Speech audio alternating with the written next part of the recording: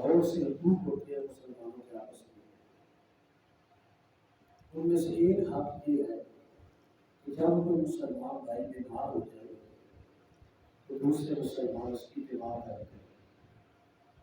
آقا کریم صلی اللہ علیہ وسلم نے فرمایا جب تم میں سے کوئی شخص کسی بیمار کے پاس جائے، کسی مصیبت زدہ کے پاس جائے، کسی روزی مرض والے کے پاس جائے تو وہ یہ دعا پڑھے الحمدللہ الذی عافانی مما ابتلاک بہ وفضلنی علی کثیر ممن خلق تفضیلا. فرمایا اس موسی مرض سے جو بتا دینے جانے والا شخص ہے، بیمار داری کرنے والا شخص ہے، اللہ تعالیٰ اس کو محفوظ رکھے گا، وہ بیماری اس کے قریب نہیں جائے گی. حضور نبی اکرم صلی اللہ علیہ وسلم نے ایک حدیث مبارکہ میں فرمایا حق المسلم علی المسلم خمس رد السلام و عیادت المریض و اتباع الجنازہ و اجابت الدعوہ و تشمیت العاطس. آقا کریم صلی اللہ علیہ وسلم مسلمان کے مسلمان پر 5 حق ہیں. پہلا یہ کہ جب وہ سلام دے تو اس کا سلام کا جواب دیا جائے. دوسرا یہ کہ جب مسلمان بھائی بیمار ہو جائے تو دوسرے اس کی بیمار پرسی کرے، اس کی تیمارداری کرے، پتہ لینے جائے. تیسرا فرمایا اگر وہ فوت ہو جائے تو اس کے جنازے کے ساتھ جائے. چوتھے نمبر پہ فرمایا اگر وہ کسی جائز کام کی دعوت ہے تو اس کی دعوت کو قبول کیا جائے. 5ویں نمبر پر اللہ کے نبی صلی اللہ علیہ وسلم نے فرمایا کہ جب اسے چھینک آئے تو دوسرے مسلمان جو ہے اس کی چھینک کا جواب دے. مسلمان کو چھینک آئے تو وہ کہے الحمدللہ علی کل حال ما کان. سارا نہیں آتا تو کام اس کے اتنا کہے الحمدللہ، اور جو سننے والا وہ کہے الحمدللہ، اور پھر جس کو چھینک کرے وہ کہے یہدیکم اللہ و یصلح بالکم. یہ مسلمانوں کا حق ہے. آقا کریم صلی اللہ علیہ وسلم فرمایا ما من مسلم یعود مسلما غدوۃ الا صلی علیہ 70,000 ملک حتی یمسی. فرمایا جب کوئی مسلمان کسی مسلمان کا پتہ لینے جاتا ہے، تیمارداری کرنے جاتا ہے تو 70,000 فرشتے، اگر صبح کے وقت کیا ہے تو 70,000 فرشتے شام تک اس کے لیے بخشش کی دعا مانگتے ہیں. اسی طرح فرمایا کہ حتی یصبح وکان له خلیفۃ فی الجنہ. اور اگر کوئی شخص شام کے وقت گیا ہے تو صبح تک 70,000 فرشتے اس کے لیے بخشش کی دعا مانگتے ہیں اور اللہ تبارک و تعالیٰ اس کے لیے جنت میں ایک باب بنوا دیتا ہے.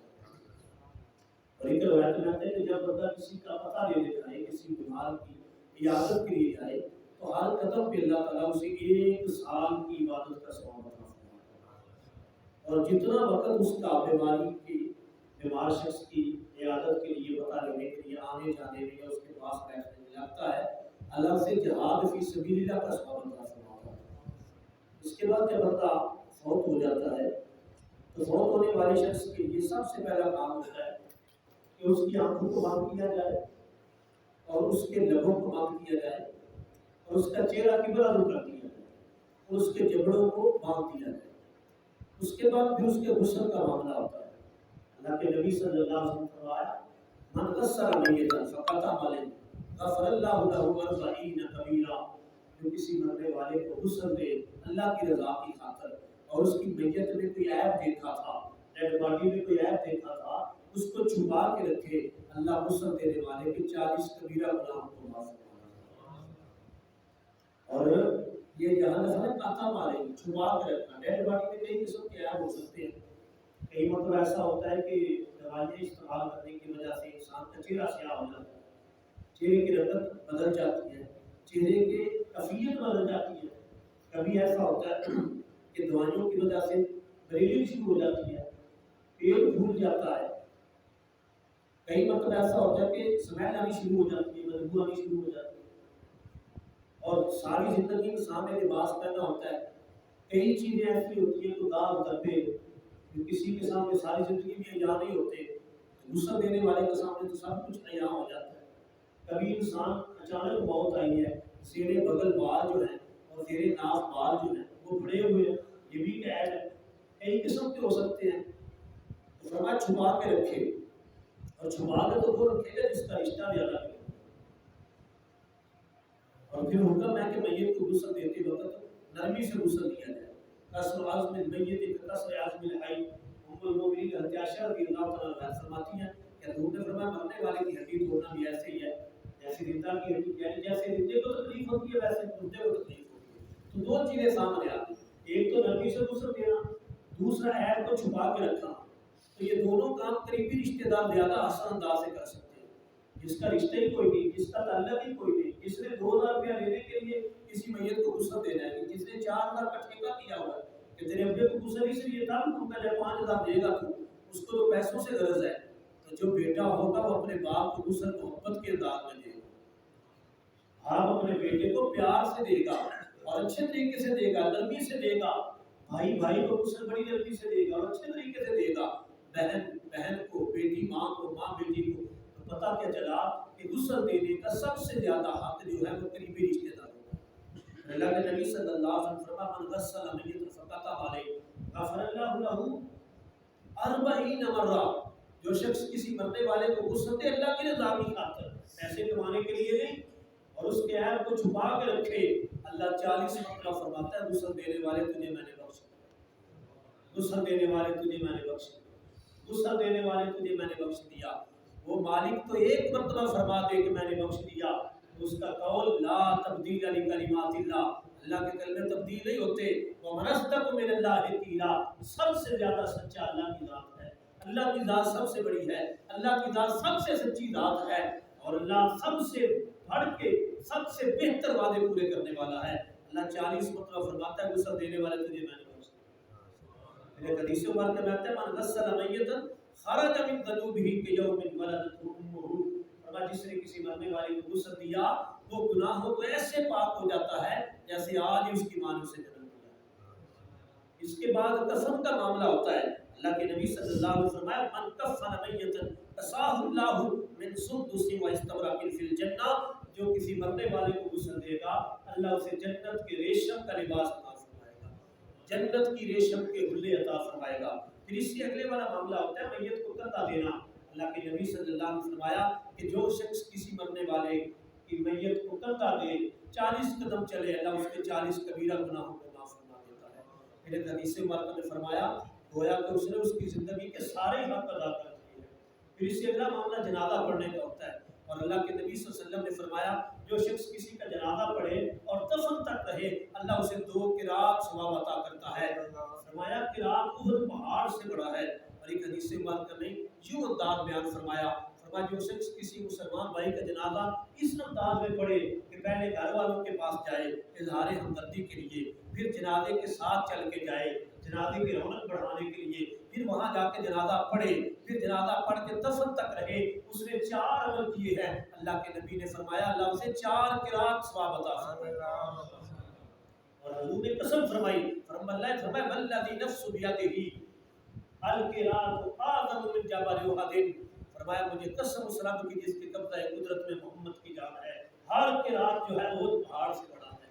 احد پہاڑ 9 میلوں میں تقریباً پھیلا ہوا ہے، تو احد پہاڑ سے زیادہ ثواب ملتا ہے، اور پھر 4 احد پہاڑ ہو تو اس کو اتنا ثواب ملے گا اور اس سے بھی زیادہ ملے گا۔ تو اس انداز میں کسی کا جنازہ پڑھے۔ اس سے اگلے والا معاملہ ہوتا ہے قبر کا، قبر کھودنے میں بھی بڑا اجر و ثواب ہے۔ اللہ کے نبی نے فرمایا من حفر لمیت قبرا فاجرنا فی اجر اللہ تعالی من الاجر کاجر مسکن اسکنہ الی یوم القیامہ، فرمایا جو کسی کی قبر کھودنے میں مدد کر دے، 4 ٹپے لگا دے، جا کے تھوڑی سی مٹی نکال دے، قبر کو سیدھا کر دے، کوئی بزرگ ہے نہیں کسی استعمال کر سکتا، وہ پاس بیٹھ کے مشورہ ہی دے دے، فرمایا اس کو اللہ کتنا اجر دے گا، فرمایا جیسے آج، اور یہ آج والا نہیں 1443 سال پہلے والا ہے، اس وقت سرکار نے فرمایا جیسے کہ کوئی آج بہترین مکان بنائے، اس کو ہر لحاظ سے فیسلٹیٹ کرے، ہر قسم کی اس میں سہولت رکھے، اور کسی ماڑے کو، کسی غریب کو، کسی ندار کو، کسی مفلس کو کہے اس گھر کے اس مکان کی چابی تیرے پاس ہے، یہ لے لے، تو بھی رہ، تیری اولاد رہے، آگے اس کی اولاد رہے، آگے اس کی اولاد رہے، قیامت تک تیری نسلیں رہے، نہ بل لیا جائے گا نہ کرایہ لیا جائے گا۔ جتنا اجر اس کو ملتا ہے قیامت تک بہترین مکان بنا کے کسی غریب ماڑے کو دینے کا، اتنا اللہ تعالیٰ کسی کی قبر کھودنے والے کو اجر عطا فرماتا ہے۔ یہ اسلام ہے۔ اور اس کے بعد پھر ہوتا ہے کسی کی ٹھوڑی پہ جانا، کسی کی فاتحہ کے لیے جانا، یہ رب کی رضا کے لیے سارے کام کیے جائیں گے تو تب ثمرہ ہوں گے۔ اگر نیت دکھلاوا ہوگا کہ اگر میں جنازے پہ نہ گیا تو یہ معاملہ ہوگا، یہ معاملہ ہوگا۔ ایک بہت بڑے بزرگ تھے شیبان رائی رحمۃ اللہ تعالی علیہ، وہ فوت ہو گئے۔ حضرت امام احمد بن حنبل کا جنازہ تھا، تو کسی نے آ کے کہا حضور جنازہ پڑھنے چلے، آپ نے فرمایا نہیں میں نے نہیں جانا۔ اور ایک شخص آیا کہنے لگا حضور جنازہ پڑھنے چلے، کہنے لگا میں نے نہیں جانا۔ کافی بندوں نے کہا، اتنے بڑے محدث تھے، میں نے پڑھا کہ آپ کو 10 لاکھ حدیثیں زبانی یاد تھی، صرف ایک بندہ سبحان اللہ بولا ہے، باقی بندوں کو میرا خیال 5-5 لاکھ یاد ہے نا، ٹھیک ہے، اس لیے نہیں بولے کہ بہت بڑا کام نہیں ہو، خدا کے بندوں میں 3 حدیثیں نہیں یاد ہوتی تو کہاں 10 لاکھ حدیثیں۔ سبحان اللہ۔ یہاں کسی کو سورہ فاتحہ صحیح طریقے سے نہیں آتی، کل شریف صحیح نہیں آتا، تو کہاں وہ محدث اس کو 10 لاکھ حدیثیں زبانی یاد ہو۔ چھوٹا سا مرتبہ ہے۔ سبحان اللہ۔ اتنے بڑے شیخ، اتنے بڑے محدث، اتنے بڑے اہل حدیث، وہی اہل حدیث تھے جن کو اتنی حدیثیں یاد تھی۔ ایک بندہ آیا کہ اللہ کا حضور آؤ چلے، ہمارے یہاں چلو چلتے ہیں۔ جب چل پڑے نا تو کسی نے پوچھا کہ اتنے بندوں نے کہا ہے، اس وقت آپ نہیں چلے؟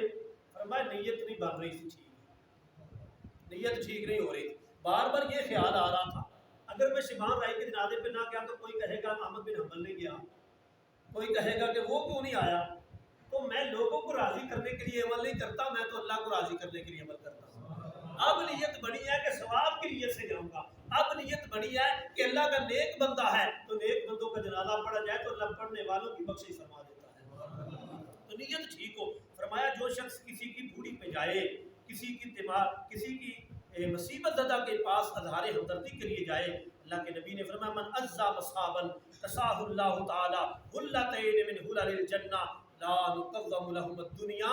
حضور مانتے اللہ اس بندے کو جو کسی کی پھوڑی پہ جاتا ہے، کسی کی فاتحہ پہ جاتا ہے، کسی مصیبت زدہ کی ڈھارس بنانے کے لیے جاتا ہے، کسی مصیبت زدہ کے اظہار ہمدردی کے لیے جاتا ہے، کسی کی مصیبت کے وقت کام آتا ہے، اللہ کے نبی فرماتے ہیں اللہ اسے جنت کے 2 نوری حلے عطا فرمائے گا، وہ اتنے قیمتی ہوں گے کہ 14 طبق کی کائنات بھی ان کی قیمت نہیں ادا کر سکتی۔